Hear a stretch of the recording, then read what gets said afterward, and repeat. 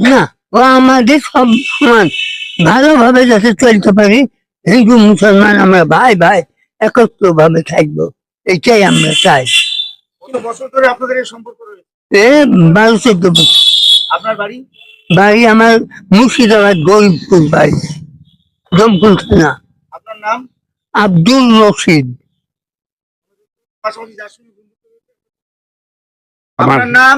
আমার নাম বিদ্যেন্দ্র শেখর বিশ্বাস। কতদিনের সম্পর্ক আপনাদের?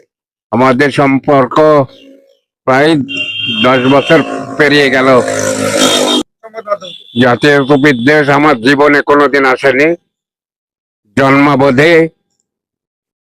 আমাদের বাড়ি ছিল পূর্ব বাংলা, কুষ্টিয়া জেলার দৌলতপুর থানার শেহালা নামক গ্রাম। শিকারপুরে থেকে খুব বেশি হইলেও বোধ 5 কিলোমিটার হবে আমার সাবেক বাড়ি। দেশ ভাগের পর আমাদের বাধ্য হয়ে চলে আসতে হয়েছিল এখানটায়। সেখানটাতে আমরা খুব সম্মানের সঙ্গে ছিলাম। সেখানে আমরা হিন্দু মুসলমান মিলিয়েছিলাম। আমার সম্পর্কে সেখানেও আমার এক মুসলমান দাদু ছিল, তাকে দাদু বলতাম। সে অনেক বয়সে, তিনি তিনি হোমিওপ্যাথিক ডাক্তার ছিলেন।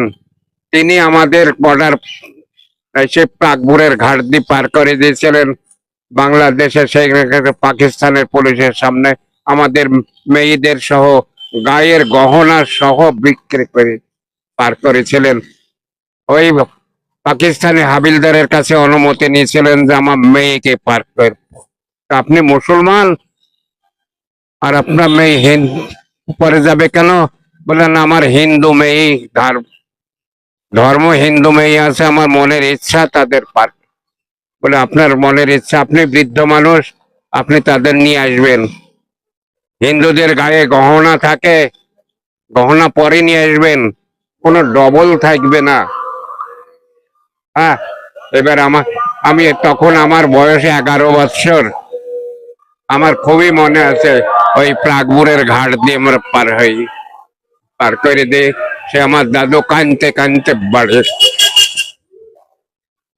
হ্যাঁ, তো সেই হিন্দু মুসলমান সম্পর্কের মধ্যে আমাদের কোনোদিন কোনো বিদ্বেষ ছিল না, কিন্তু বাধ্য হয়ে আমাদের চলে আসতে হয়েছিল। আসি আবার শেষে একে পেলাম এই মাথাতে বসে থাকি। এই অ্যাক্সিডেন্টে আমার পা ভেঙে গেল, এ পাশে বসে এই আমার এই পাটা কি হইলো জিজ্ঞাসা করে বলে এই অবস্থা হইলো। সেই দিন থেকে ওর সম্পর্কটা ওর সঙ্গে আমার হইলো। আমি ওর বাড়ি যাই এই টোটোতে। এই অল্প দিন আগে ওর রোজার মধ্যে আমি গেছিলাম। তারপরে পরশুদিন ফোন করছে, আমি বললাম তুমি একবার আইসো। আমি ওই দেখছি হঠাৎ চলে আসলো। এ সম্পর্ক আমাদের অটুট থাকবে, সম্পর্ক নষ্ট হবে না।